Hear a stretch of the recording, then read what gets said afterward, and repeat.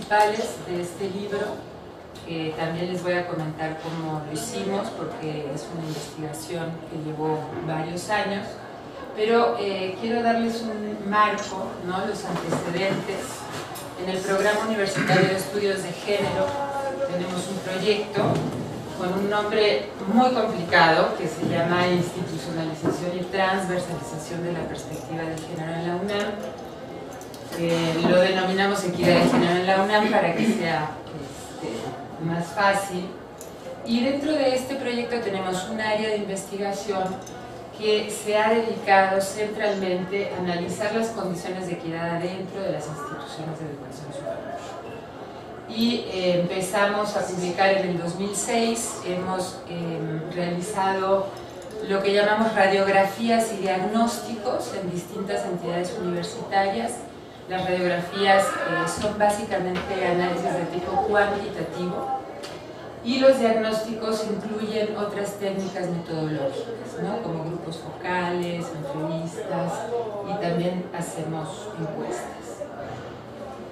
El marco de esta investigación en particular, quiero decirles que es una investigación que empezó en el 2009 con financiamiento externo de la universidad, y tenemos básicamente estas tres actividades que hicimos para obtener la información de la universidad. Una es los análisis estadísticos de bases de datos institucionales, tanto de personal, que ahí viene la nómina académica y la nómina administrativa, de DEGAPA, de donde obtenemos, como todos ustedes saben, todos los temas de estímulos, reconocimientos y demás, y de administración escolar, porque siempre trabajamos, todas las investigaciones que hemos hecho en la universidad las hacemos con las tres poblaciones universitarias. Trabajamos con la población estudiantil, académica y administrativa, que entendemos por la literatura internacional que es de las pocas investigaciones que se hacen incorporando al personal administrativo de la universidad, porque normalmente se analiza a la población académica y a la población estudiantil en estos temas de género, ¿no? Hicimos una encuesta representativa en Ciudad Universitaria. Para esto contratamos a la UDESO, que es una unidad de estudio sobre la opinión que tiene el Instituto de Investigaciones Sociales. Fue una encuesta muy complicada, la hicimos en Ciudad Universitaria, pero representativa de estas poblaciones que yo les pongo aquí, de estudiantes de licenciatura, del personal administrativo de base y del personal académico, que a su vez subdividimos las muestras y es representativa para la población de investigadores, para profesores de carrera, para profesores de asignatura y para técnicos académicos. Y finalmente hicimos grupos focales separados entre mujeres y hombres, también en las tres poblaciones, ¿no? Y en tres facultades diferentes de la UNAM, que desde la radiografía que publicamos en 2006 las catalogamos en función de la matrícula estudiantil en femeninas, masculinas y mixtas, ¿no? Entonces aquí tenemos ingeniería, que como se imaginarán es la masculina, derecho como mixta y psicología como una facultad femenina. ¿Cómo les voy a presentar esta información? Primero, mostrarles todo lo que encontramos a nivel de tendencias de segregación en la universidad, también en las tres poblaciones, y luego las problemáticas de género que asociamos, que vinculamos a estas tendencias de segregación, que básicamente tiene que ver con discriminación y hostigamiento, y con un tema que normalmente parece ajeno a las instituciones de educación superior, que es la falta de conciliación entre el espacio familiar y el espacio laboral. Cuando hablamos de segregación, hablamos básicamente de tres cosas muy importantes, ¿no? Hablamos de que hombres y mujeres se emplean en diferentes ocupaciones, ¿no? Que las ocupaciones que ocupan, que las ocupaciones en las que están las mujeres normalmente son ocupaciones menor pagadas y con condiciones más complicadas y más vulnerables a nivel trabajo, y que esto lleva a su vez a que las mujeres tengan menores posibilidades de inserciones en el mercado laboral, ¿no? La segregación la vemos como producto del sistema de relaciones de género o como producto del ordenamiento de género por distintas razones. Sería complicado entrar a explicar el complejo mecanismo, ¿no?, que produce el género en la forma de organización social, pero hay dos cosas que son muy centrales, ¿no? Y una tiene que ver con las concepciones que hay sobre las capacidades de las mujeres, ¿no? Hay siempre una concepción diferenciada sobre las capacidades que tienen las mujeres y las capacidades que tienen los hombres. Esto evidentemente está instalado desde el nivel simbólico y se traduce en el imaginario y por supuesto se traduce también en las prácticas sociales, ¿no? Por otro lado, hay otro tema muy importante que tiene que ver con la disposición de tiempo que tienen las mujeres y los hombres en los distintos espacios sociales, ¿no? Ahora se trabaja mucho con el concepto del uso del tiempo. Y sabemos, por una enorme cantidad de investigaciones, que las mujeres disponen de menor cantidad de tiempo para dedicar al trabajo. Y esto tiene que ver con que las mujeres todavía en el día de hoy se siguen ocupando de manera mayoritaria de todas las actividades y de todas las responsabilidades del ámbito doméstico. Entonces, por ejemplo, la segregación, los datos, todos los datos que vienen aquí, a pesar de que hay una revisión de la literatura muy amplia y demás, los datos son todos sobre la UNAM, ¿no? Entonces, por ejemplo, la población administrativa, ¿cómo se divide en esto que estamos planteando como segregación? Y cuando también definimos espacios, carreras o puestos que son mixtos, femeninos o masculinos, que tiene que ver con la composición de cada uno de estos lugares, ¿no? Entonces, si ustedes se fijan, los puestos masculinos son más del 44%. Esto nos habla de que en todo este sector las mujeres no tienen acceso a estos espacios laborales, ¿no? Las mujeres tienen acceso al espacio laboral denominado femenino, ¿no?, que es un 17%, y al 38% que es considerado mixto. Entonces aquí estamos viendo una de las formas en que las mujeres tienen menor posibilidad que los hombres de incorporarse a toda la gama de actividades económicas que existen, ¿no? Esto es cómo se distribuye el personal administrativo de la UNAM. Podemos ver en la barra del medio, ¿no?, que realmente hay casi un equilibrio entre la cantidad de hombres y mujeres en el personal administrativo.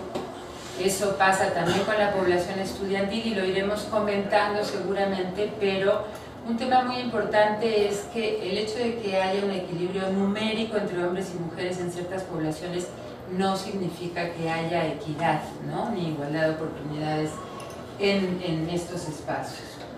Entonces, si ustedes se fijan, el personal de confianza hay muchas más mujeres, también en personal por honorarios, y donde hay menos mujeres es en los puestos de funcionarios, ¿no? Y los puestos de funcionarios en la universidad son los puestos mejor pagados y son los puestos en donde se toman las decisiones además, ¿no? Otro elemento que nos muestra las consecuencias, digamos, de la segregación de las mujeres de ciertos espacios profesionales es que a medida que sube el quintil de ingresos, estamos hablando de ingresos mensuales en este caso, ¿no?, la proporción de mujeres disminuye, ¿no? Entonces, como colectivo, las mujeres se ubican en los quintiles de ingresos más bajos. Esto mismo lo podemos ver en la población académica, que seguramente va a ser más interesante para este grupo, ¿no?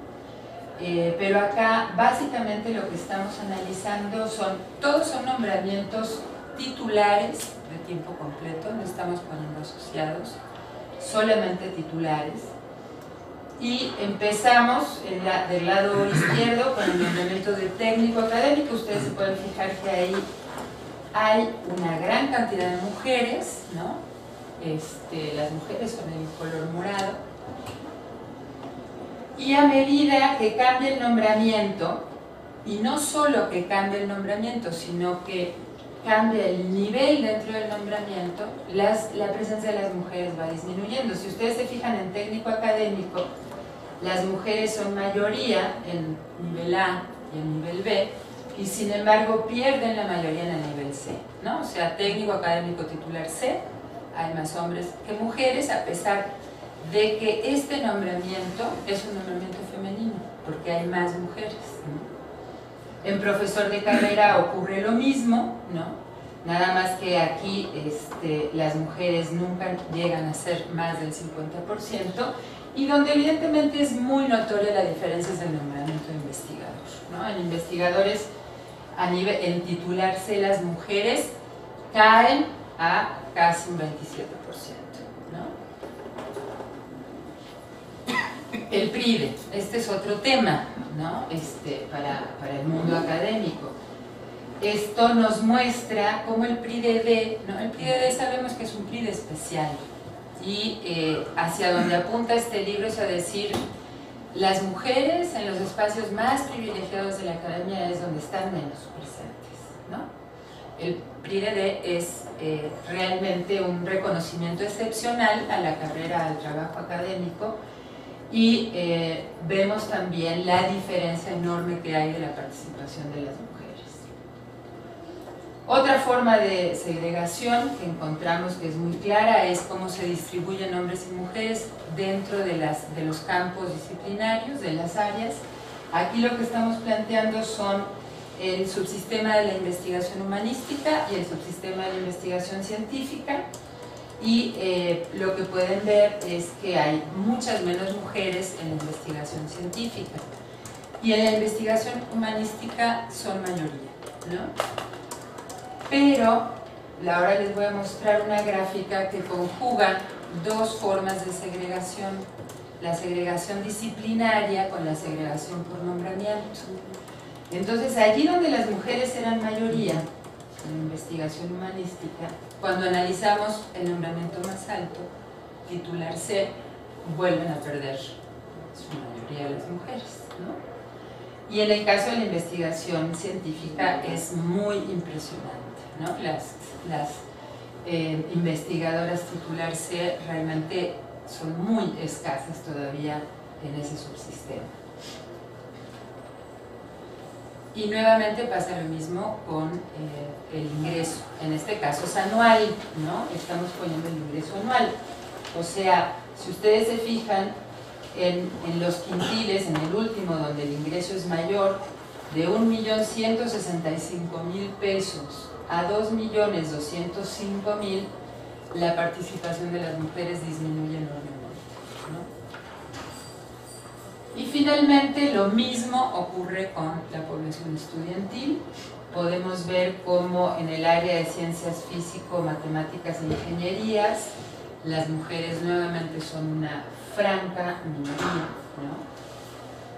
También cómo se distribuyen, esto se ve muy mal, perdonen por cómo está presentado, pero hasta abajo tenemos la Escuela Nacional de Enfermería y Obstetricia, luego sigue la Escuela Nacional de Trabajo Social, luego sigue Psicología, y arriba tenemos la Facultad de Ingeniería en primer lugar, ¿no?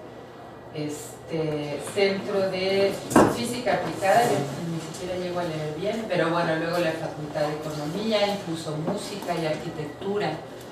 Este es un tema que nos parece muy interesante discutir, porque normalmente se piensa que la orientación vocacional y la elección de carrera es algo absolutamente libre, ¿no? O sea, mujeres y hombres, no hay ningún impedimento para que alguien pueda elegir una carrera u otra, ¿no?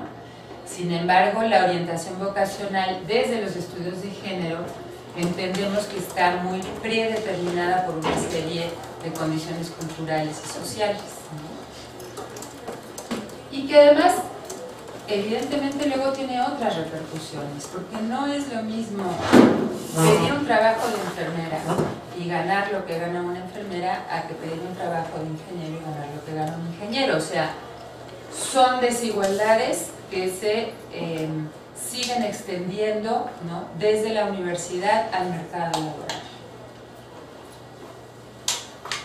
Bueno, estos datos no son nuestros, estos los obtuvimos de otra persona que investiga la educación superior desde la perspectiva de género, del personal directivo en universidades públicas, ¿no? Y podemos ver la baja presencia en una gran cantidad de universidades. Llama muchísimo la atención la UAM, por ejemplo, ¿no?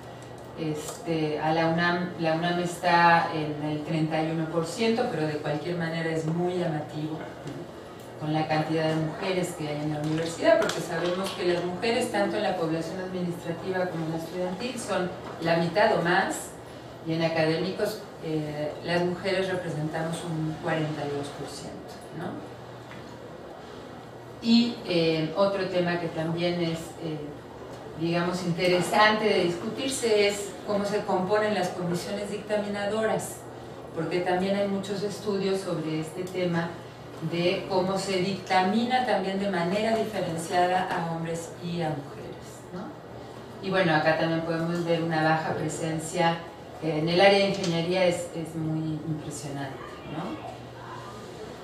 Bueno, todo esto son datos duros. Esto lo hemos sacado de bases de datos que nos proporciona la universidad, ¿no? Entonces, justamente el trabajo que nosotras realizamos aquí es que con la encuesta y con los grupos focales tratamos de entender cuáles son las razones para que estos números estén como estén, ¿no?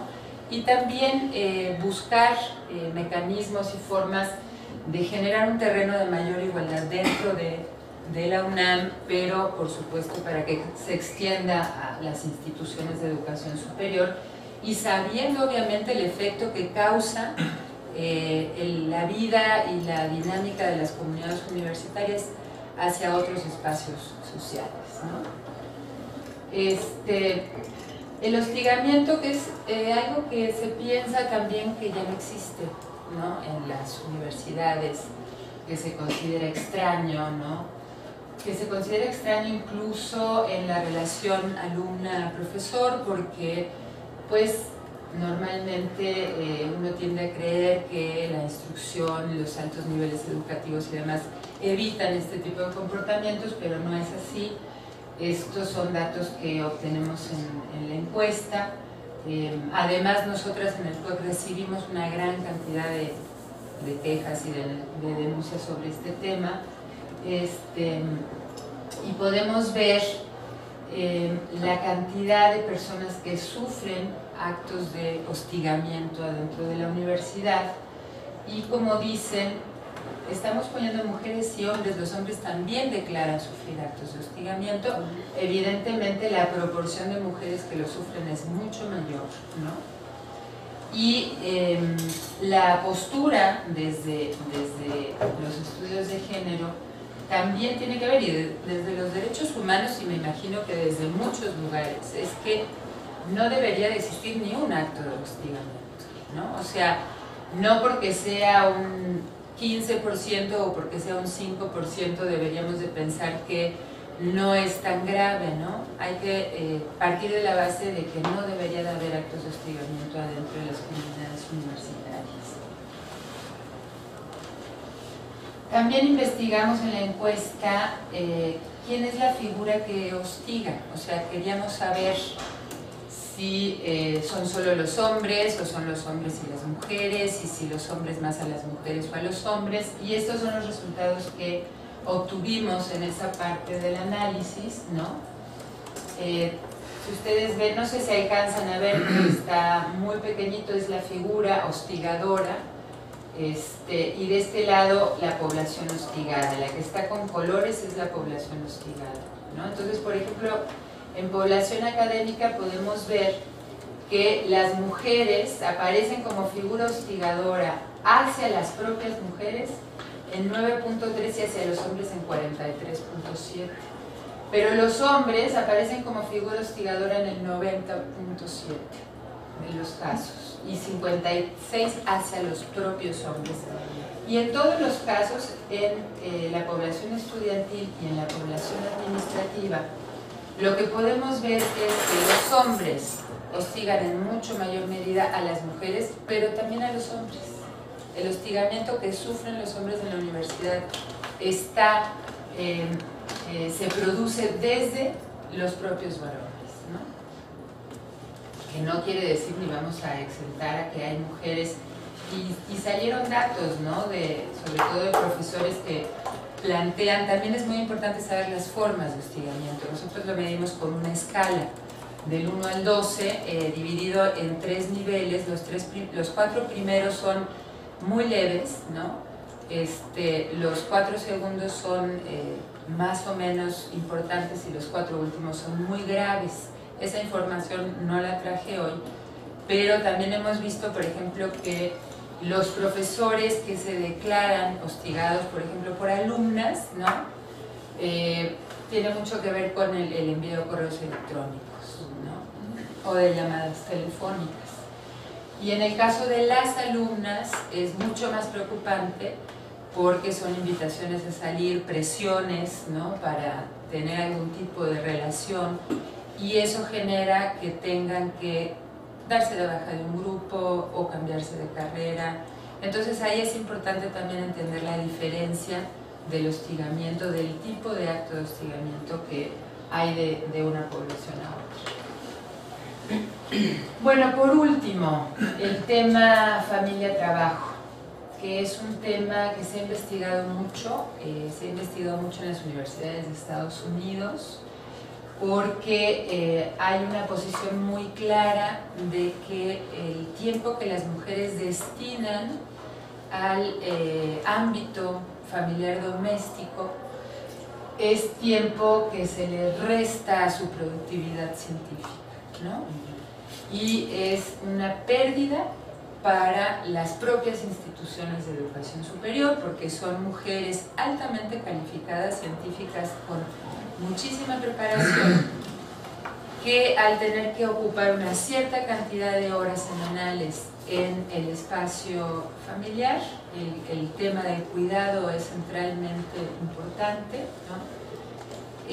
No están pudiendo desarrollar todo su potencial como científicas porque no disponen de todo ese tiempo que disponen normalmente los hombres para hacer su trabajo de investigación. ¿Qué encontramos nosotras aquí adentro de la UNAM? Este es el grupo de investigadores, y yo acá me parece importante hacer un llamado de atención en el sentido de que la población de investigadores y de investigadoras es de las poblaciones más privilegiadas dentro de la universidad, ¿no? Junto con profesores de carrera. Son grupos que tienen salarios más altos, que pertenecen a una clase social en particular y que tienen una serie de condiciones socioeconómicas que les permiten disminuir la carga del trabajo familiar y de las tareas de cuidado, ¿no?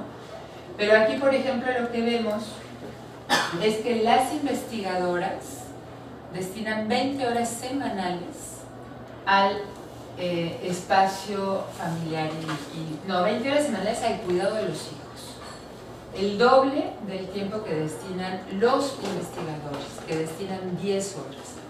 Pero además destinan el doble de tiempo a preparar alimentos, destinan más del doble al cuidado de la ropa, destinan más tiempo a la limpieza de la casa, y todo eso se acumula, son horas que se acumulan en el trabajo cotidiano de las investigadoras.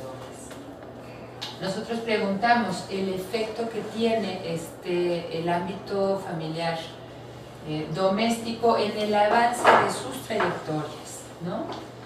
Y entonces podemos ver que el cuidado de hijos, que es el tema central, digamos, en las dificultades del uso del tiempo de no solo de investigadoras, sino de todas las mujeres universitarias. El cuidado de hijos les retrasa mucho el avance académico. El cuidado de personas mayores también, si se fijan, es más importante en algunas poblaciones que otras. Y esto también tiene que ver con el nivel socioeconómico, ¿no? Por ejemplo, en la parte del medio, la gráfica del medio, las barras de la derecha son profesores de asignatura, ¿no? Y entonces el cuidado de personas mayores en profesores de asignatura a las mujeres las afecta de una manera muy importante. Y este es otro tema que también analizamos desde la perspectiva de género, y es: las mujeres son cuidadoras, pero no son cuidadoras solamente de los hijos y de las hijas, son cuidadoras de la madre, del padre, del suegro, de la suegra, y destinan muchos años a este trabajo. En una investigación que yo acabo de terminar con investigadoras de la investigación científica, calculamos 30 años de cuidados, ¿no? Desde que cuidan a los hijos hasta que terminan de cuidar a la madre, al padre o a otras personas, ¿no? Bueno, igual, pero esto en la población administrativa, ¿no? En la afectación que tienen en el avance de su trayectoria profesional por actividades de cuidado a terceros. Y acá lo que hicimos, que lo pueden ver en el libro, es calcular qué significa esto en meses de trabajo y en años de trabajo, ¿no? Y entonces lo que podemos ver, si ustedes se fijan en la población administrativa, por ejemplo, que realizan casi 70 jornadas laborales de 8 horas cada una, ¿no? Que en equivalencia en meses son 2.3 meses al año de retraso en su trabajo profesional. Y en la siguiente, que tiene que ver con el cuidado de personas, ¿no? Un dato que llama mucho la atención, por ejemplo, son las investigadoras. 2.2 meses al año de retraso. Si nosotros calculamos en una trayectoria académica de 10 años, que no es nada en realidad para una trayectoria académica, las académicas tienen un rezago prácticamente 1 año 8 meses de rezago, ¿no? De rezago en comparación con sus colegas varones. Y es necesario compararlo porque mujeres y hombres compiten bajo las mismas condiciones, se supone, para avanzar en su carrera académica. Bueno, finalmente, después de estos datos, que espero que ahora podamos dialogar un poco sobre ellos, mostrarles qué está haciendo la UNAM, porque la UNAM está haciendo cosas en este sentido, ¿no? La UNAM acaba de publicar los lineamientos generales para la igualdad de género en la UNAM, los publicó el 7 de marzo, entraron en vigor el 8 de marzo de este año.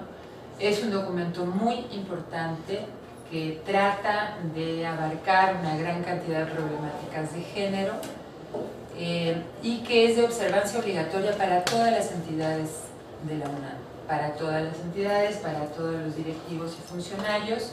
Evidentemente, cuando un lineamiento se publica y entra en vigor, se requiere de un tiempo, ¿no? Para que se pueda echar a andar, para que se hagan planes de trabajo y bueno, eso pues poco a poco se irá empujando. Está la Comisión Especial de Género del Consejo Universitario, que fue quien impulsó la publicación de estos lineamientos. En el Plan de Desarrollo Institucional, tanto el del periodo pasado como en este, se incluye el tema de la equidad de género de una manera muy importante. Hay un programa de fortalecimiento académico para las mujeres universitarias orientado a personal académico y a estudiantes.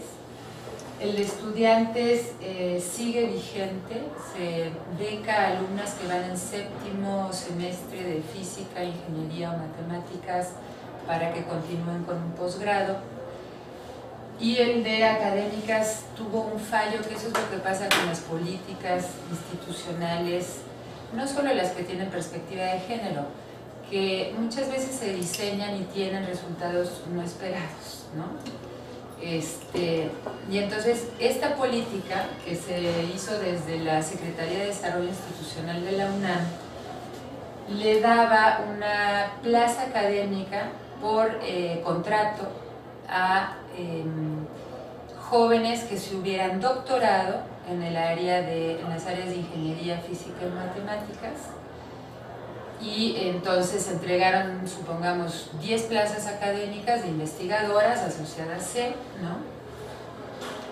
Pero al año se concursaron públicamente y las ganaron hombres, todas, ¿no? Jóvenes que venían del extranjero, de hacer postdoctorados, etcétera, etcétera, ¿no? Entonces es una política que en este momento está en pausa, ¿no? Y que habrá que repensar cómo hacer para incrementar la presencia de mujeres en estas áreas que todavía mantienen mucha resistencia, ¿no?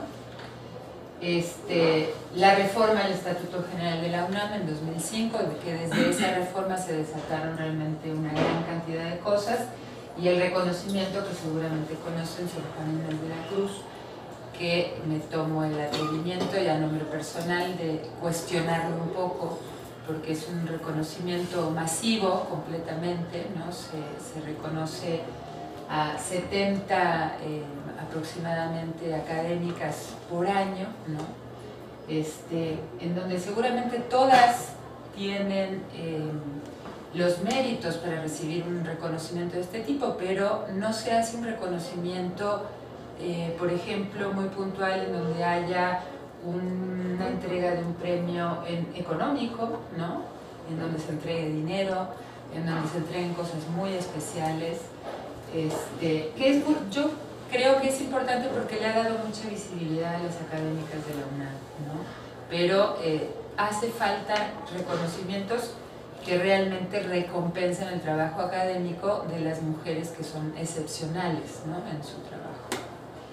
Pues básicamente esa es la presentación que les traigo, y con gusto pues dialogamos sobre los datos y los temas, ¿no? Vamos a empezar. Yo quisiera hacer una serie como para empezar. ¿Por qué intrusas? Preguntan eso muy seguido. Porque la sensación que nos queda después de hacer la investigación es que las mujeres siguen teniendo un rango diferente en la universidad, están un poco forzadamente dentro de la universidad, entonces la sensación que nos quedó es que las mujeres en la universidad siguen siendo intrusas. ¿Pensará esta mujer intrusa, entre comillas, que la universidad no es su espacio? Porque eso quiere decir intruso, alguien que está en un lugar. Depende de quién diga intrusas, ¿no? Nosotras pensamos que las mujeres siguen siendo intrusas en la universidad para los demás, ¿no? O sea, que es un lugar que todavía no les corresponde y que para estar aquí hay que pelear el doble, ¿no? En ese sentido consideramos. Y la verdad nos parecía que llamaba mucho la atención. Entonces, pero también es un sí, porque eso va a tener sí, eso va a tener claro. Pues no, siento que sí tengo que esforzarme más que otras personas para buscar espacios, ¿no? Sí lo creo. Y en esa medida serías intrusa. Voy a dar un ejemplo. Yo acabo de terminar el doctorado. El doctor Andrade aquí fue... Para testiguarlo. Bueno, y soy madre soltera, etcétera, y tengo un trabajo de tiempo completo de 48 horas, en fin, ¿no? Son condiciones de género que a mí me ponen en un terreno muy particular, ¿no? Porque hay que hacer muchas cosas simultáneamente, ¿no?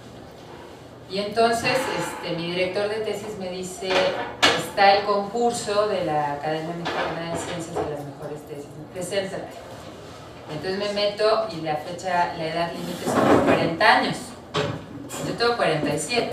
Evidentemente yo me he retrasado un montón en mi avance porque he tenido que hacer simultáneamente madre, jefa de familia, trabajo completo de 48 horas, doctorado al mismo tiempo, y entonces en ese sentido uno sí se siente intrusa porque ya no te mereces un reconocimiento, ¿no? Porque hay una edad que es una edad muy pensada desde el tiempo completo de la disposición masculina al trabajo, ¿no? O sea, normalmente, digamos, la estructura de la organización social está diseñada para que la gente que trabaje de tiempo completo, y en el espacio doméstico hay alguien que resuelve esas actividades, que normalmente son las mujeres, ¿no? Y entonces cuando las mujeres entran al espacio público, al mercado laboral, no entran con tiempo completo.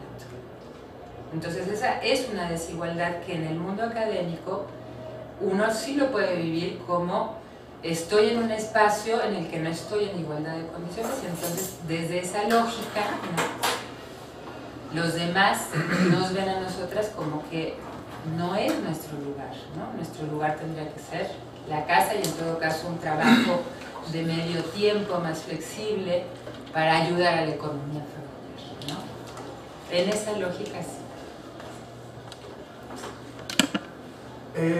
El intro está magnífico y yo le di una conexión de sentido un tanto, pues no sé si distinta, pero sí va más o menos con lo que habían expresado. Pero hay una cita en el texto de Graydan Weiner, donde plasma justamente como una amenaza la introducción de las chicas a las universidades, instituciones de creación masculina y de varones, ¿no? Entonces, creo que ahí está un sustrato maravilloso del por qué ponerle intrusas en la universidad a un libro.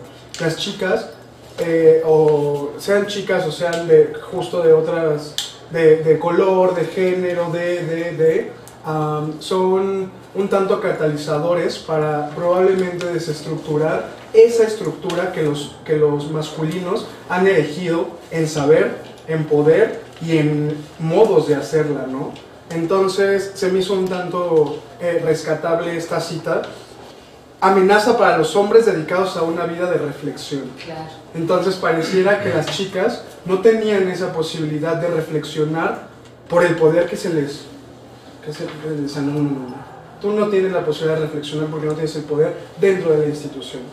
Entonces, por ahí va más o menos mi reflexión hacia con el texto. Se me hizo un tanto bien pertinente ese texto y de cómo van uniendo con las citas textuales del porqué el título del libro, ¿no? Como una amenaza a las chicas, no solamente a las chicas, sino a los que traen ideas probablemente distintas a ese núcleo, a esa génesis masculina, ¿no?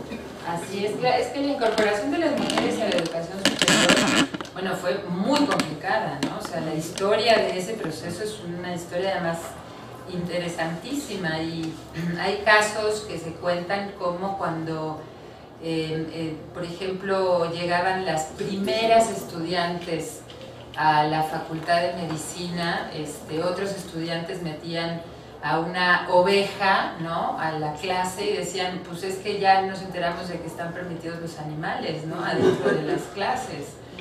O pasaban cosas increíbles, ¿no? O sea, realmente las mujeres eran completamente excluidas de la educación superior, pero además son muchas las razones, porque por un lado tiene que ver con que entren las mujeres a ciertos espacios quitan posibilidades a los hombres, ¿no? Voy a dar un ejemplo de algo que me pasó dando un curso, ¿no? Cuando hablaba yo de la poca cantidad de mujeres eméritas que hay en la universidad. Hay un 17%. Es más, en el 2006 había 21% y bajó a 17% las eméritas en la universidad. Entonces, cuando yo dije eso y planteé que era necesario impulsar mayor reconocimiento a las investigadoras, a las profesoras de gran nivel, inmediatamente se levantó un profesor y me lo dijo de corazón, oye, pero eso no se vale, porque hay muchos hombres que estamos esperando el nombramiento de mérito, ¿no? Entonces quiere decir que cuando las mujeres entran a un espacio masculino, amenazan, ¿no?, con quitar oportunidades de trabajo, reconocimientos, etcétera, ¿no?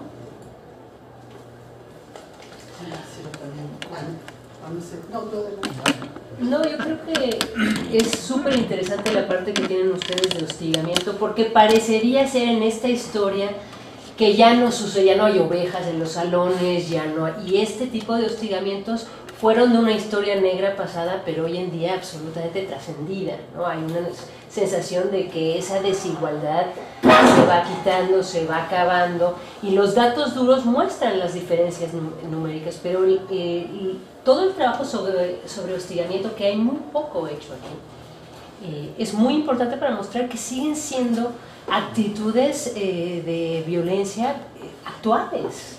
No son historias pasadas. No, claro que no. ¿Cómo se entiende el hostigamiento en investigación? Porque se hablaba de leve a mayor, pero eso no... Cualquier acto de carácter sexual no deseado por la otra persona. Sí, que se busque imponer una... Ya. Sí. ¿Solo sexual? Si es hostigamiento sexual, sí. Si es hostigamiento, nosotras analizamos hostigamiento sexual, pero hay hostigamiento laboral, pero tiene otras características, ¿no? Tiene más que ver con actitudes dentro del trabajo que no te ignoran o no te dan trabajo, en fin, hay otra serie de cosas. Pero el hostigamiento sexual directamente tiene que ver con eso.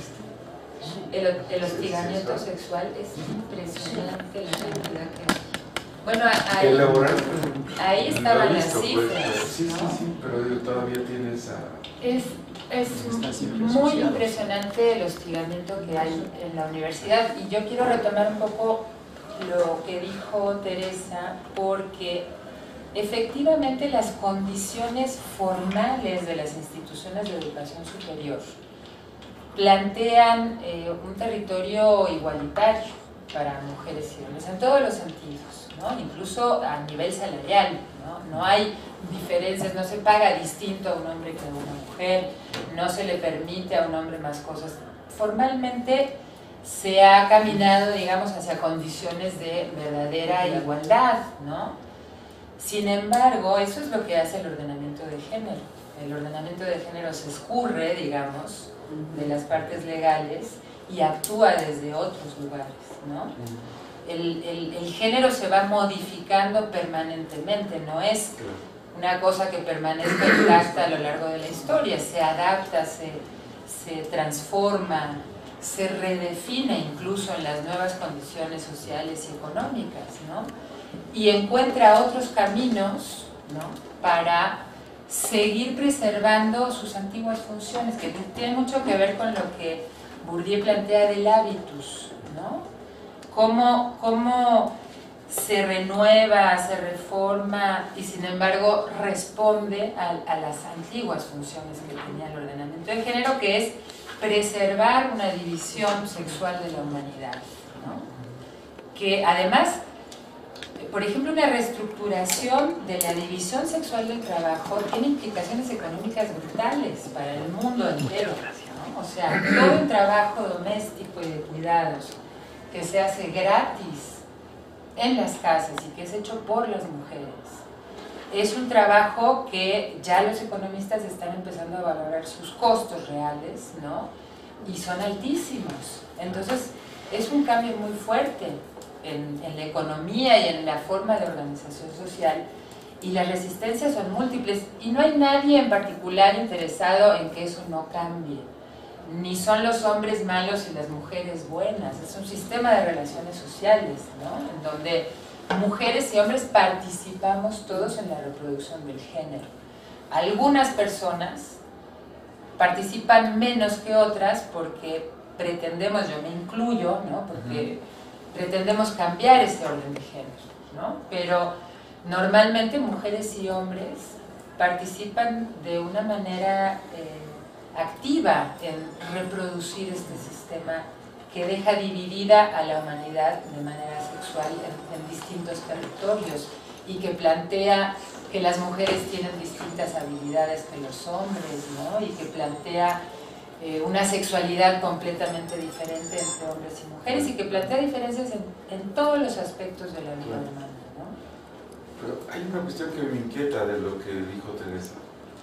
¿Se puede pensar en que existe o que se haya identificado un hábito masculino que tenga, digamos, que finalmente se deriva o se resuelva como hostigamiento, es decir, que hay un conjunto de disposiciones que ustedes encuentran en la conducta masculina que se traduce en hostigamiento. Porque, bueno, ya no están las ovejas, justo eso ya no, pero bueno, no lo veo. Yo no lo he visto, pues no lo identifico. ¿Se puede pensar así? Yo no lo identifico como un hábitus masculino, lo identifico como parte del sistema de relaciones de género. O sea, uno de los fundamentos de este sistema es, primero, que hay una jerarquía entre hombres y mujeres, ¿no? Y hay una subordinación de lo femenino a lo masculino, ¿no? Sí. Una subordinación que viene desde lo simbólico, ¿no? Cuando hablamos de femenino y de masculino, estamos hablando de lo simbólico. Lo masculino representa la cultura, lo femenino representa la naturaleza, la cultura es superior a la naturaleza, ¿no? O sea, de ahí se despliega, digamos, todo esto. Y una de las cosas muy importantes de este sistema es la dominación del hombre sobre la mujer, ¿no? Y esa dominación se da en distintos territorios. Uno de ellos es el territorio del conocimiento, ¿no? Por eso, durante siglos las mujeres no podían estudiar, ¿no? Porque los hombres, en ese sentido, dominan la parte intelectual, las mujeres son naturaleza, son prácticas, son manuales, etc. Entonces, una forma de dominación histórica de los hombres sobre las mujeres ha sido la violencia. Evidentemente, eso también se ha ido transformando, ¿no? Porque la violencia está prohibida. O sea, en México tenemos la Ley General de Acceso a las Mujeres a una Vida Libre de Violencia. Internacionalmente hay tratados, hay una serie de cosas. Se ha empujado desde todas partes que acabe la violencia hacia las mujeres, cosa que en México no hemos logrado si pensamos en los feminicidios que hay en muy distintos estados de la República, ¿no? Yo tengo casos, a mí ayer me llegó una joven y hace 2 semanas me llegó otra joven y podría mostrarles muchos casos, ¿no? Que realmente uno piensa que esto no pasa en la universidad y se queda atónita de verlo, ¿no? Es una forma, incluso hay también, digamos, acercamientos a cómo el cambio en las relaciones de género provoca violencia en los hombres. Hay un texto de Anthony Giddens que se llama La transformación de la intimidad, que es precioso, en donde él hace un estudio sobre cómo, por ejemplo, la liberación sexual de las mujeres produce una reacción de violencia en los hombres hacia sus parejas. ¿Por qué? Porque, entre otras cosas, sienten que están perdiendo el control. Y además porque sienten que están perdiendo como la estructura de los roles que tienen que cumplir los hombres, ¿no? Entonces, ¿ahora qué hacemos con nuestra masculinidad o cómo transformamos nuestra masculinidad? Y pone en cuestión, ¿no?, la masculinidad. Entonces, sí pasa, están los datos en la encuesta, pero además a nosotras nos llegan casos. Ayer me llegó uno, concretamente, ¿no? En exámenes se da mucho también para el voto, para cosas así, yo lo he visto en el portal. Ah, ¿sí? Para el voto Sí, El voto de para la tesis, evaluación. el voto de tu tesis para el examen. A mí me ha tocado. Muy dicen que esto se va al tribunal, esto hacemos un escándalo, no lo apoyan. Has vivido en un mundo Es lo mismo imaginario. Yo sí sé. No, perdón, César. Hay un libro nada más que a todas las conoces, de una investigación que hicieron en Estados Unidos. El libro lo publicó el Fondo de Cultura Económica en el 88, Las Cátedras de la Locura. Sí, es maravilloso. Es excelente trabajo sobre el acoso sexual en las universidades norteamericanas. Así es. Ese es uno de los textos que fundan, digamos, toda la investigación sobre la violencia de género dentro de las universidades, ¿no? Y ellas dicen que es tremendo, por ejemplo, el hostigamiento del profesorado hacia los alumnos, porque ahí hay otra relación más de poder, ¿no? No es solamente la relación de poder hombre-mujer, sino que es la relación de poder profesor-alumna. También lo hay al revés, la seducción del alumno. También lo hay, eso lo presentamos también, ¿no? O sea, pero sí es importante ver. Sí, la proporción. La proporción es completamente distinta, pero también es distinto el tipo de acto de hostigamiento, ¿no? Una cosa es, te veo en el café tal a tal hora. Aquí en este libro, usted tiene uno. Sí. En los grupos focales de estudiantes va a poder observar lo que dicen los jóvenes y las profesoras. Es muy impresionante, ¿no? Como, bueno, usted dice que para los votos aprobatorios, ¿no? Pues igual para el derecho, para entregar una calificación, profesor le voy a dar un trabajo, sí, pero démelo en el café tal en San Ángel a las 9 de la noche. O en mi casa. O llévemelo a mi casa, ¿no? Entonces sí sucede, es lamentable, pero sí sucede. ¿Pero usted qué dice? Sí, yo también cuando yo leí tu texto y me encantó, me gustó mucho la calidad del nivel, lo interesante. Me llamó la atención porque empiezas con esta cita, es de los 50, ¿no? La de Rosario Castellano. No, perdón, lo que leímos nosotros. ¿Lo de Somers? Exacto. Ay, porque pocas instituciones son tan conservadoras como las universidades. Porque pone en evidencia justamente lo que pasa, ¿no? Y lo que él expone es como, ¿por qué se discute? Esto es así, ¿no? Es así. ¿Qué les pasa, no? Sí. Bueno, pero lo disfruté mucho, me encantó. Y pensé en una presentación que hizo Blanca sobre el PISA, que me llamó mucho la atención. ¿Sobre qué, perdón? El PISA es el programa de ¿qué? De evaluación docente. Es una evaluación docente que se les da a los alumnos para que evalúen al curso al final, casi al final del semestre. Y ella comentó que por lo general los alumnos, hombres y mujeres, ahí no está separado, ¿verdad?, la respuesta, ponían a las mujeres profesoras más alta calificación en valores, en ética, en comportamiento, pero conocimiento eran hombres, no mujeres. Es clarísimo. A mí me llamó mucho la atención. Además el cruce lo hago con alumnas y alumnos, es decir, lo mismo que ¿qué alumnas dicen? Exactamente. ¿Qué dicen las alumnas sobre maestras y maestros y qué dicen los alumnos? Oye, qué interesante. Muy interesante. No, obviamente no, los rubros de cumplimiento, de asistencia, de entrega de controles, de todo lo que refiere a valores también, valores éticos y demás. Los alumnos y las alumnas califican más alto a las profesoras que a los profesores, pero en cuanto a capacidad docente, conocimiento de su materia, ahí las mujeres califican menos, más bajo a las profesoras que a los profesores.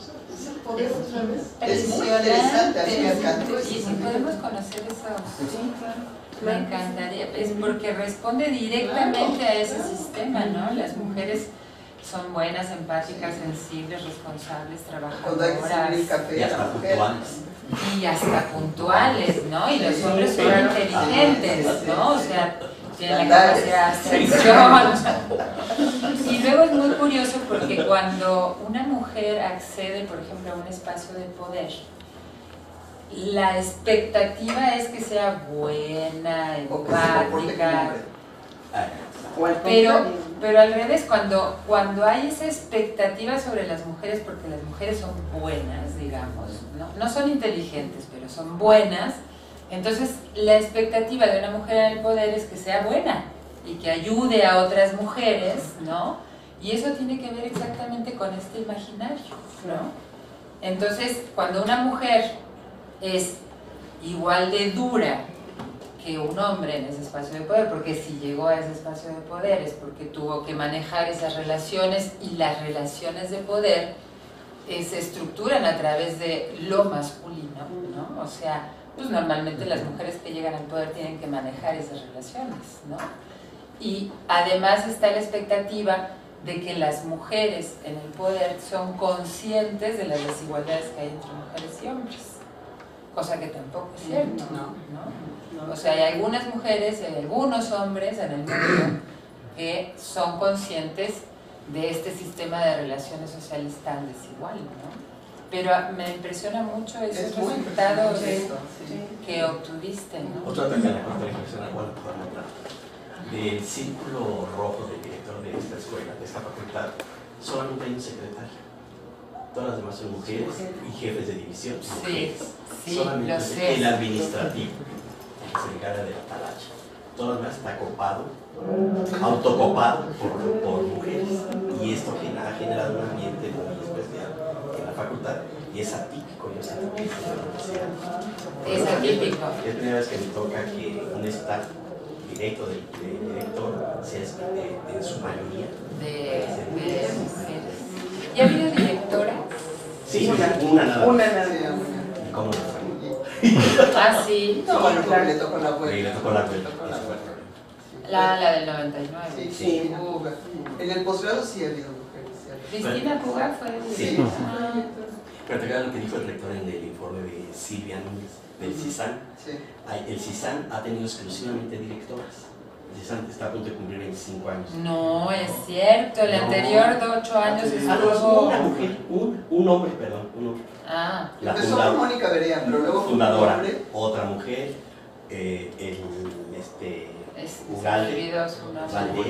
Ugalde, Valdés y Silvia Núñez, ya ahora en su segundo periodo Sí. de elección. Y es muy probable porque además la planta que ella plantaba además ahí, la planta académica de investigación y de técnicos es mayoritariamente femenina, que corresponde mucho con los datos que nos presentaste. Oye, otra observación de lo que presentaste. Me imagino que todo lo estás cruzando también con el sector de estrato social. Veo mucho hostigamiento en el administrativo. Allí el sindicato hace algo, no hace nada. Casi nada. No. Hay mucho hostigamiento. No hacen mucho. Están empezando, tienen una secretaría de acción para la mujer ahora en el Estuna. ¿No? Pero están haciendo un poco lo Pues que está ganando Estuna. Estuna. Sí. Bueno, el otro. Sí. Pues es el personal de base, ¿no? Hablando de sindicatos. No, la FUNAMES no es para servicios que te dan esto. Sí. Realmente Sí, donde no, la me está cayó. rifando es esto, ¿no? Sí. Así Ha tenido es, exclusivamente así es. secretarios generales, nunca una secretaria general, Pero ninguna equivocación, del Estuna. No, claro, por supuesto. porque Pero sí es no, alto, no lo cruzamos con nivel socioeconómico. Es algo que nos hace falta todavía, ¿no? Sí, porque sí lo mencionaste para investigadores. Porque es muy claro. Claro, es muy claro. O sea, es no muy hay claro. necesidad de levantar una encuesta socioeconómica para saber Desde que los luego. investigadores ganan más que los técnicos académicos o que los profesores de asignatura. Ya, O sea, los sí, profesores de asignatura... Sí, no, son muy dispersos, muy dispersos. Pero además ahí está implícito también la aristocracia de la UNAM, que es otra. Por supuesto, por supuesto. Hemos analizado también a nivel tabulador, a nivel EPA, investigadores y profesores de carrera tienen los mismos niveles en todo. Acá podríamos hablar de esas formas de desigualdad que no están escritas, ¿no? Pero los investigadores tienen condiciones de trabajo completamente distintas y mucho mejores que los profesores de carrera, ¿no? O sea, los institutos son espacios con una infraestructura, con unos recursos. Entonces, realmente sí hay diferencias, ¿no? Entre investigadores y profesores de carrera. Yo quisiera comentarte algo acerca de esta relación que siempre será, más bien la diferenciación que existe entre igualdad y equidad. Sí, porque si bien es cierto, bueno, todos los programas que está implementando la UNAM son precisamente de igualdad, ¿no? Pero, ¿cuál es tu comentario acerca de la igualdad y la equidad? Mira, la Acerca de esto. igualdad es un principio ético, digamos, un anhelo, ¿no? De la humanidad de llegar a condiciones de igualdad, ¿no? Además, la igualdad también es necesaria clasificarla, digamos, ¿no? Igualdad de oportunidades, igualdad de condiciones, en fin, o sea, es un concepto, pero que pretende que en el caso de género, digamos, hombres y mujeres tengan realmente las mismas oportunidades, las mismas condiciones para avanzar y que se llegue a la igualdad, ¿no? O sea, que si lo pensamos en cifras, digamos, sería que hubiera la misma cantidad de investigadoras que investigadores, que hubiera la misma cantidad de investigadoras titular C que investigadores titular C, y así nos podríamos ir con todo. Que no hubiera hostigamiento, que las mujeres no ocuparan más tiempo que los hombres en el ámbito doméstico, en fin, que todo fuera realmente de igualdad, ¿no? La equidad es entendida, la equidad es un concepto que viene del derecho y es entendida como un mecanismo para alcanzar la igualdad, ¿no? Incluso es un concepto que se usa hace muchísimos años en el derecho y que lo plantean como que cuando la ley es demasiado general y entonces no logra ser aplicable de la misma manera para todos los grupos sociales, se necesitan impulsar mecanismos de equidad, ¿no? Y mecanismos de equidad hay muchos, y hay mecanismos de equidad en distintas áreas sociales, ¿no? Los de género son muy claros, ¿no? Por ejemplo, el programa para las académicas, para darles una plaza a las académicas que se incorporen en las áreas de ciencias duras, digamos, se le llama una política de acción afirmativa, pero es un mecanismo de equidad, ¿no? Porque la equidad lo que pretende es compensar las desigualdades históricas de los grupos y en algún momento tendrían que desaparecer esos mecanismos de equidad, ¿no? O sea, en el momento en que ya no hay una descompensación, ¿no?, entre los grupos, los mecanismos de equidad no tendrían que ser Ahora, estos necesarios. mecanismos obviamente no funcionan. No, sí funcionan. En el momento, por ejemplo, de estas becas, yo relaciono mucho, por ejemplo, el cuadro que presentas acerca de los cuidados. ¿Cuánto tiempo ha invertido la mujer en los cuidados? El cuidado de los hijos, de familiares, etc. Que esto, a la par de la carrera académica, no le ha dado oportunidad de caminar. Entonces, cuando se presentan becas, cuando se presentan oportunidades, ahí estamos hablando de igualdades, ¿no? Porque son tanto para hombres como para mujeres, tanto académicos como académicas, que pueden pretender a esta igualdad. Sin embargo, se tienen que presentar mecanismos de equidad precisamente porque no están a los niveles de igualdad de condiciones. Claro, eso lo que tú planteas, agarro el ejemplo de las becas, ¿no? Las becas para posgrado, por ejemplo, para doctorado o para postdoctorado. Si tú das becas bajo las mismas condiciones para hombres y para mujeres y la misma cantidad y todo igualito, se supone, ¿no?, formalmente que hay igualdad en esa convocatoria de becas, ¿no? Pero sabemos que esa igualdad no es real porque cuando las mujeres estudian el doctorado están en el ciclo reproductivo, ¿no? Y entonces normalmente o van a interrumpir el doctorado o no van a entrar o lo van a hacer después. ¿Cuál sería ahí un mecanismo de equidad en ese caso en específico? Que a las mujeres les dieran 7 años más de tiempo en edad para poder obtener una beca. Digo 7 por decir año, ¿no? Esas cosas están estudiadas, pero son los años. Suponemos que una mujer tiene 2 hijos, ¿no?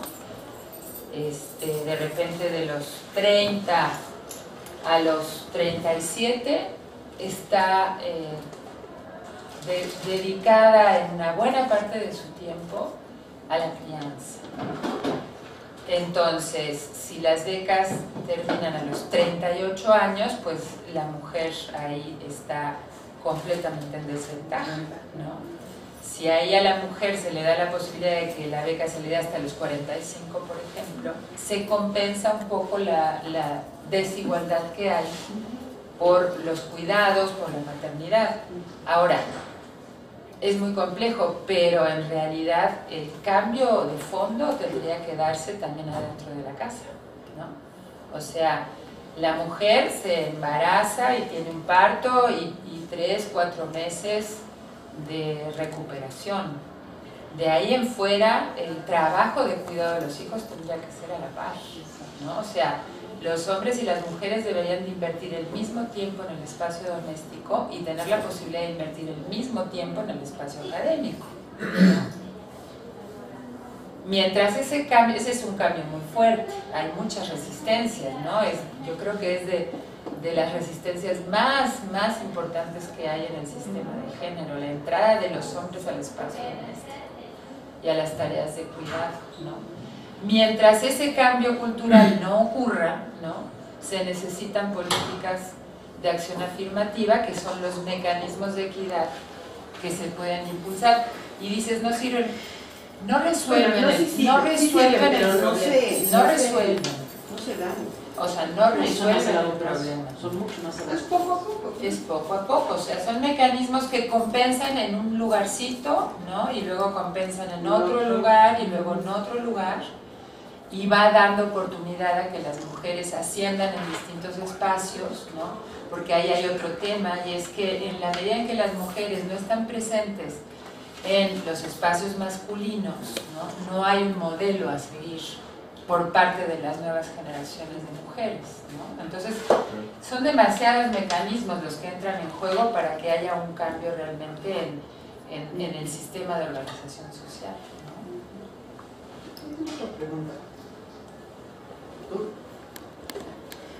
¿Cómo funciona el mecanismo de aceptación cuando tienes un líder político como la Thatcher, Merkel, Rousseff? ¿Cómo opera esto en nuestra sociedad, en hombres y mujeres? ¿Cómo aceptar su liderazgo, su fuerza? ¿Cómo hacen ese giro para decir, sí sirve, es buena? ¿Ellas toman actitudes masculinas? ¿Qué pregunta la Thatcher? Creo que sí. Igual Dilma. No, ¿eh? No, Dilma Rousseff no, Cristina Fernández tampoco, ¿no? Es una pregunta muy interesante, pero la tendremos que pensar entre todos porque no lo tengo muy claro. O sea, porque como a lo un largo país... de sus periodos ves ataques, muchos están abajo porque es mujer. Incluso estoy pensando en Michelle Bachelet, ¿no? Que es un caso muy particular porque es una mujer de izquierda que tuvo un nivel de aprobación fuertísimo, ¿no? En una sociedad que... militarizada. Y que por muchas razones es considerada con niveles de machismo importantes. Entonces, conservadora, es una sociedad conservadora, ¿no? Bueno, ahora Costa Rica también tiene una presidenta. Es un tema que me vas a hacer pensar, o sea, lo voy a...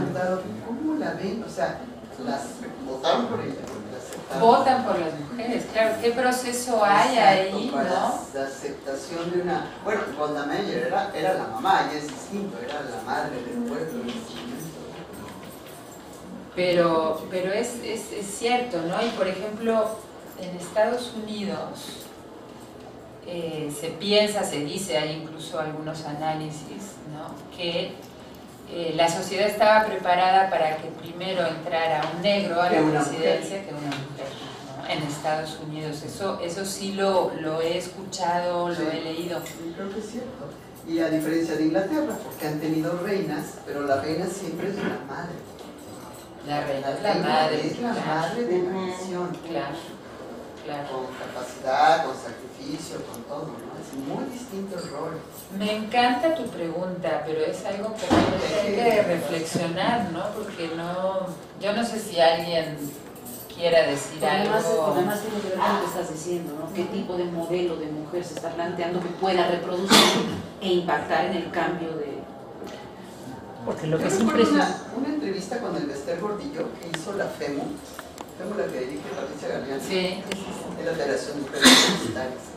Hubo una reunión en Vivero Alto, las académicas, y llegó la del Bester. Dos cosas me impresionaron. Una, cuando llegó, todo el mundo la vio menos.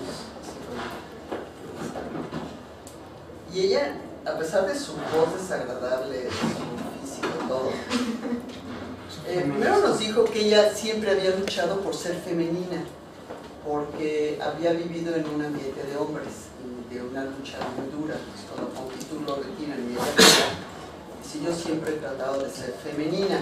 pero femenina para ella era comprar su ropa en Fratina. Claro. Y el 80 y pico % de las que estábamos ahí, éramos un grupo de unos 40, la empezamos a ver así con gran... Sí, no, acabó embaucándonos a todas. Al final de la reunión, ¿en qué te ayudamos? ¿Qué cursos te damos? Y al final de ella una sonrisa de ya les vi la cara a todas, ¿no? Sí. Impresionantes. Pero sí ella hacía mucho hincapié en que ella se mantenía femenina. Pero pues era el puro look, ¿no? Absolutamente. Absolutamente. Es eso también ligado a un poco. Thatcher yo creo que nunca la vieron como madre, la vieron como padre. Sí. Habría que pensar, ¿tú querías decir? Pero yo creo que habría que pensar cómo ni siquiera la Universidad Nacional se ha planteado la posibilidad de tener una rectora. Exacto. Y cómo ese reclamo... Acuérdate con Juliana, la de... Pero ha sido... y ahora se maneja la posibilidad de Rosaura. Pero cómo no hay un reclamo por parte de la propia institución y la comunidad porque las UAM se han tenido rectoras. Claro. Es realmente una institución tradicional y conservadora. La UNAM va a la cabeza de este país. Aquí no se veta una sola de las decisiones del rector ni por equivocación. Pero como no ha habido un reclamo ni una exigencia, ni siquiera una sorpresa frente a la falta de directoras en ciertos lugares, aunque ya vemos en derecho eso, y a la falta de una rectora, que en un momento anterior podrías decir que, bueno, no había suficientes mujeres preparadas como para... Pero que ese momento ya se ha rebasado históricamente desde hace mucho tiempo. Hay gran cantidad de mujeres que podrían hacer igual de bien o mal, que por qué tendrían que ser mejores tampoco, ¿no? Y no hay un reclamo. No tienen por qué ser mejores. No hay un reclamo al interno de la institución en ningún sentido. Miren, yo porque tú las sitúa ante los ojos de los demás como mujeres masculinas o masculinizadas, ¿no? Como que pierden la esencia femenina, ¿no? Porque la esencia femenina es la docilidad, la suavidad. Y entonces con esta pregunta que tú haces me pones a pensar en la biografía personal de las mujeres que llegan a ser presidentas de una nación, ¿no? Pensar, porque cuando las mujeres se desplazan de los significados más tradicionales de la feminidad, ¿no? Logran incorporarse a espacios que las mujeres que están muy apegadas a esos significados no lo hacen, ¿no? O sea, que continúan como todos los caminos de lo que deben de hacer las mujeres. Entonces, pienso que ahí puede haber una respuesta interesante en la biografía de esas Y lo interesante mujeres, es la aceptación del pueblo de ellas. Claro, eso es muy importante. Y cómo ellas se animan a llegar a ese lugar, ¿no? Porque también es cierto que hay procesos de autocensura de las mujeres, que es otra cosa que se ha estudiado mucho, ¿no? Sobre todo las inglesas. Hay una mujer que es muy prolífica en este tema, que se llama Louise Morley, que trabaja mucho, que es la que trabajó mucho el techo de cristal, pero trabaja la autocensura de las mujeres en el espacio académico y dice, ante oportunidades aparentemente abiertas para todo el mundo, las mujeres deciden no presentarse, ¿no? Y tiene que ver con estos temas, o sea, por un lado con esta discriminación mucho más sutil que hay hoy en día en las instituciones de educación superior, pero también con los rasgos de personalidad que desarrollan las mujeres, que como bien dijo Simone de Beauvoir, son producto de la opresión, ¿no? No es porque las mujeres naturalmente seamos dóciles y buenas y demás, ¿no? Entonces... Bien, gracias. Hay una parte en el texto que maneja, y uniendo lo que decían las dos guapas, uniendo lo que decía esta guapa, marca el texto que hay un privilegio identitario, un paquete metafórico de valores que no se han ganado y se ha acumulado a través del tiempo para aventajar a integrantes de categorías identitarias particulares. Es decir, hay efectos acumulativos, es decir, hay efectos residuales de inequidades pasadas. ¿Por qué no señalar también esos efectos residuales de equidades pasadas?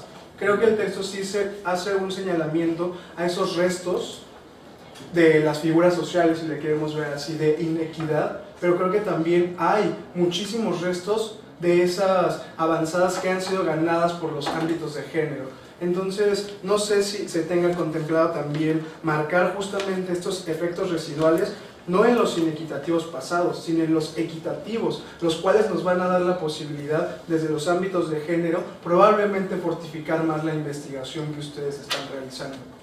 Es muy interesante lo que dices y tiene que ver un poco con, creo yo, pero seguramente con más cosas, con esto que hablábamos de cuando hay una figura en un espacio masculino, pero hay una mujer que entra y que abre brecha, ¿no? Y que empiezan a ingresar otras mujeres, ¿no? Me imagino que a eso te refieres, ¿no? Como efectos residuales en donde, por ejemplo, el área de física, ¿no? Entra una mujer física, tiene muchísimo éxito y entonces la ven, y entran otras dos, ¿no? Y entonces vuelven a tener éxito y se quedan, y entonces luego entran 5 mujeres más.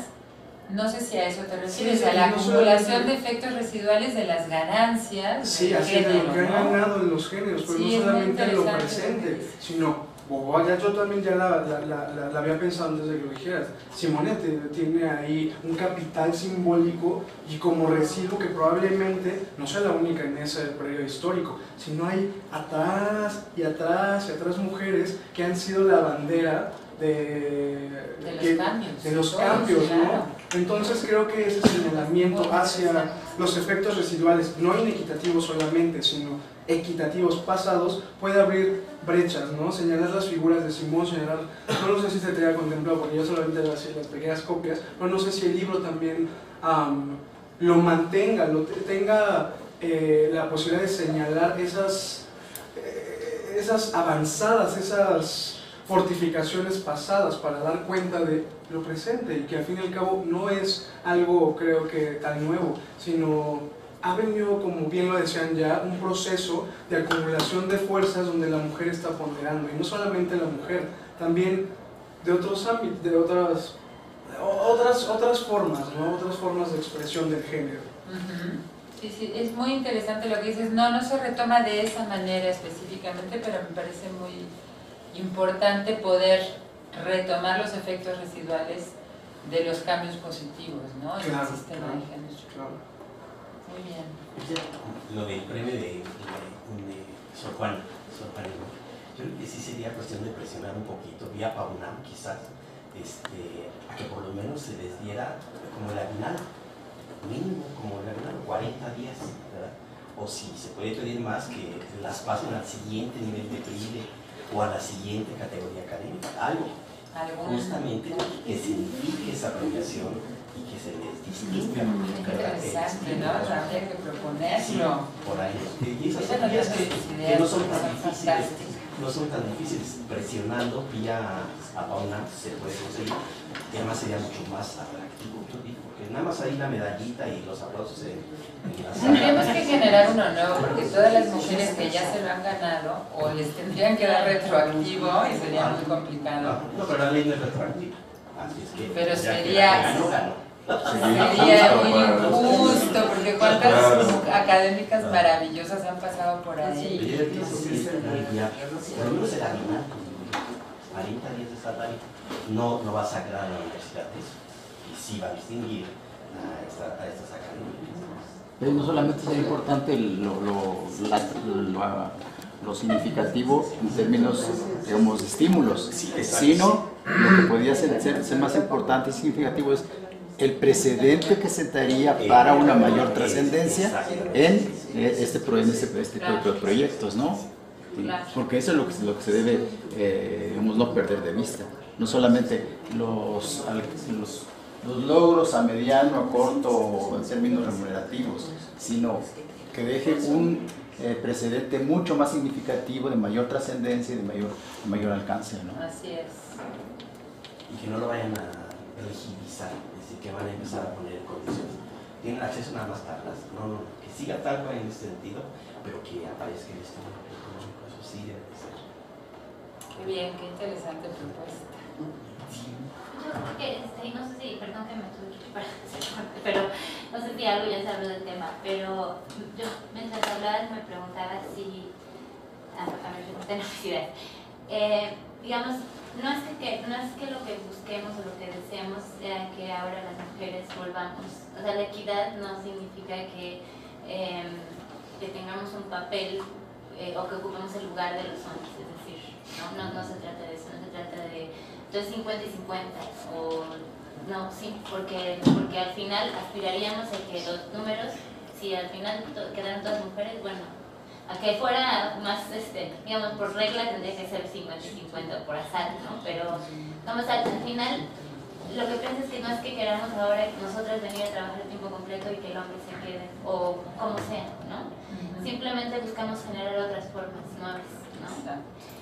Y entonces mi pregunta es si dentro de la universidad las políticas públicas están buscando esas nuevas formas, están respondiendo a nuevas formas que ya tienen práctica social, es decir, ya hay parejas que practican otras formas, que dicen, bueno, ni tú sales, ni yo arreglo, ni vamos a entablar otra relación, o mujeres solteras, o mujeres que están que se relacionan con otras mujeres, no amorosamente, pero en solidaridad, u hombres que están... O incluso amorosamente, por supuesto, ¿no? O sea, pero de todas las formas que hay, pues, digo, pero amorosamente, digamos, cumple una función como de pareja más que tal. Ahora ya hay parejas de amigas incluso que se juntan entre varias o de hombres que generan, digamos, cómo institucionalmente leemos eso que está sucediendo para que las políticas públicas, más allá de responder a la igualdad como más fácilmente entendible, ¿no? Responden a estas nuevas formas que son las que queremos, ¿no? Que no respondan tanto eso a los espacios, a los curules, ¿no? Sino que sea una nueva forma de entender así. Pues decir, claro, cuando se dice, bueno, el trabajo doméstico ha sido, ni siquiera Marx lo tomó en cuenta, ¿no? En sus análisis complejos sobre el capital, ¿no? Y entonces, ¿cómo le hacemos para que la política pública, digamos, no vaya tan atrasada, ¿no? O sea, no esté dando pasos pues sí, como atrasados. A ver, yo ahí entiendo, a ver si te entendí bien. La universidad, por un lado, sí pretende, con los lineamientos generales para la igualdad de género en la UNAM, promover transformaciones culturales, ¿no? No es fácil, o sea, son procesos. ¿Cómo pretende? Con mecanismos que desde mi punto de vista se quedan muy cortos, ¿no? Pero bueno, así se empieza, ¿no? Entonces, propone que se sigan dando talleres de sensibilización en género, que es algo que desde el CUEN hacemos en distintas entidades de la universidad, ya hemos estado aquí en la facultad también, que buscan justamente procesos de reflexión, ¿no? A través de técnicas vivenciales, ¿no? Que permitan a hombres y a mujeres de todas las poblaciones entender cómo está organizada la sociedad a través del género y promover justamente esto que tú planteas, nuevas formas de relacionarse, ¿no? Tú dices, no se trata de los espacios, de los curules, creo que sí también se trata de los espacios y los curules porque es un mecanismo para transformar también, pero como un ingrediente más, ¿no? Ahora, en esos lineamientos, que desde el PUEC trabajamos mucho en los contenidos de esos lineamientos, porque además desde este tipo de investigaciones brincaron todas las problemáticas que hay en la universidad y qué es lo que hay que atender, ¿no? No se incluyeron, y hubo mucha resistencia, el tema familia-trabajo, ¿no? O sea, porque la universidad sigue considerando ese tema como que no le compete, es del ámbito privado, ¿no? O sea, sí podemos poner los ENDIs, ¿no? Para ayudar un poco, que por cierto durante muchos años era una prestación para las mujeres, ¿no? Ahora ya es para los hombres. Ahora ya es para los hombres. También ese tipo de cambios son importantes, ¿no? Pero no se ha metido con licencias de paternidad, por ejemplo, ¿no? Entonces, pues la universidad está dando pasos muy importantes, pero va de a poquito, ¿no? Porque meter el tema de la universidad tiene muchas cosas que hacer para trastocar la división sexual del trabajo, tiene miles, porque además la división sexual del trabajo está dentro de la institución, es solamente lo que las mujeres hacen en sus casas, que les pesa, y la doble jornada, y llegan a la universidad, que es un espacio en donde no existe la división sexual del trabajo. No, acá se reproduce sistemáticamente, por eso las mujeres son las secretarias, ¿no? Y por eso hay carreras en donde hay prácticamente puras mujeres. O sea, eso significa, como tú planteas, cambios de largo alcance, ¿no? Y nuevas formas. A mí me encanta cómo tú lo planteas, nuevas formas de relacionarse adentro de los espacios familiares, por ejemplo, ¿no? Pero ¿qué hay que hacer para que personas que llevan toda la vida dedicando tiempo completo a su trabajo, de un día para otro le digas que ahora se ponga a lavar los platos y a limpiar el baño, ¿no? Es muy complejo. Yo creo que se apuesta más a las nuevas generaciones, a una educación distinta dentro de las familias, a una educación completamente distinta en la escuela, toda la escuela, ¿no? Desde el preescolar hasta el posgrado. Así lo veo yo, ¿no? ¿Tú no querías decir? Sí, yo me parece importante el recorte de género que usted hace, y creo que mirando a la mujer, a la sociedad, pues creo que hay que seguir trabajando a ese respecto, pero mirando a la mujer dentro de la universidad, me parece a mí también, porque si bien recuerdo al principio, bueno, dijo más o menos el título del proyecto en el que trabajaba, y mencionaba la palabra transversal. En ese sentido, el recorte de género, que es importante, podría entenderse articulado a otros dos elementos más, bueno, que podrían hacer más complejo este fenómeno que ocurre dentro de la universidad, como podría ser el del origen social y el de la etnia, que también no están presentes, ¿no? No están presentes en este texto, están muy poco presentes. Estamos ahora trabajando con un proyecto de la Unión Europea que se llama Medidas para la Inclusión Social y la Equidad en Instituciones de Educación Superior en América Latina.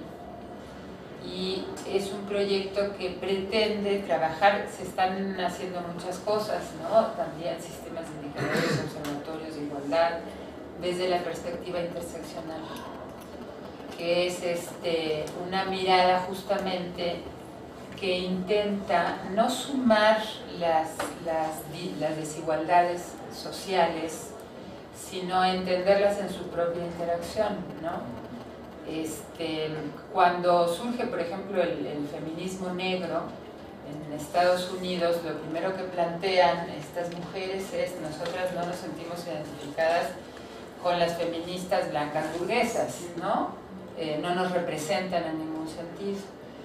De ahí surge toda una vertiente de estudios que ahora se conoce así como perspectiva interseccional, que lo que plantea es que es importante entender que un sujeto se constituye no como mujer, más luego una situación económica específica, más luego una situación racial, sino que se constituye como sujeto con todas esas desigualdades juntas y provoca un tipo de marginación en particular, ¿no? Entonces yo creo que al WEC le viene súper bien estar trabajando en ese proyecto que es de la Unión Europea, porque nos está forzando a meter esa mirada en los trabajos que estamos haciendo, ¿no? Ahora, por otro lado, quiero aclarar que hay una postura que yo comparto, y es: el feminismo siempre termina relegado, ¿no?, en segundo lugar ante una serie de luchas sociales, y eso pasó en Estados Unidos, pasó en muchísimos lugares, ¿no? Entonces hay una postura muy clara de que la desigualdad de género queremos mantenerla siempre como eje transversal, ¿no? Incluso cuando se formó la Comisión Especial de Equidad de Género, se dialogó, digamos, o se discutió mucho sobre si era una Comisión Especial de Equidad solamente, y entonces ahí entran todas, ¿no? Clase, raza, discapacidad, Y entonces el tema de las mujeres, que es un tema transhistórico, ¿no? O sea, que ha pasado de nuevo queda relegado en todo el conjunto de las inequidades, ¿no? Sí, pero igual, o sea, por ejemplo, cosas que se plantearon aquí, siento yo, tal vez malinterpreto, a lo mejor ver a la mujer mirando ese pequeño espacio de la pirámide donde no se encuentra, ¿no?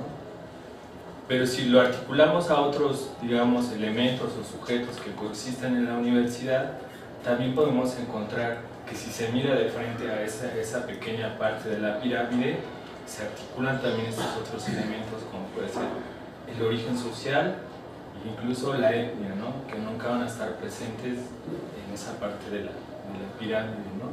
Entonces, yo recordaba esta palabra que decías de transversal, entonces saber o pensar si se está haciendo o se está trabajando sobre eso, ¿no? En esa línea de la transversalidad.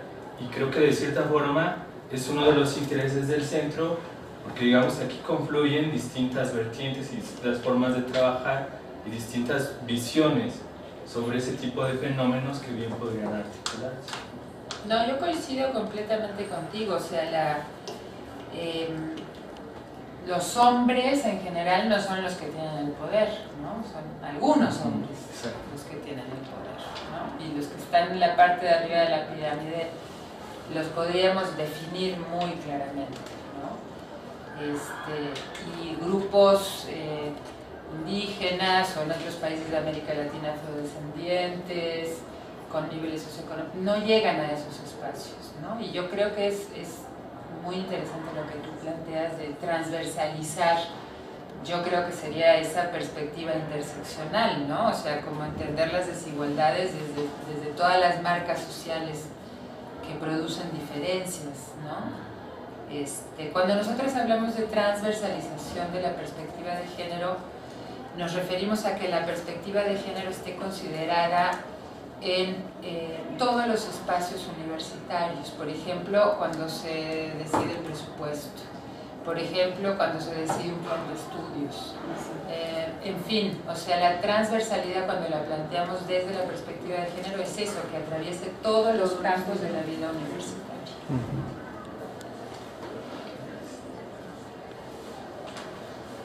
No me llama la atención de tu exposición, me gustó mucho y bueno, el trabajo lo conozco.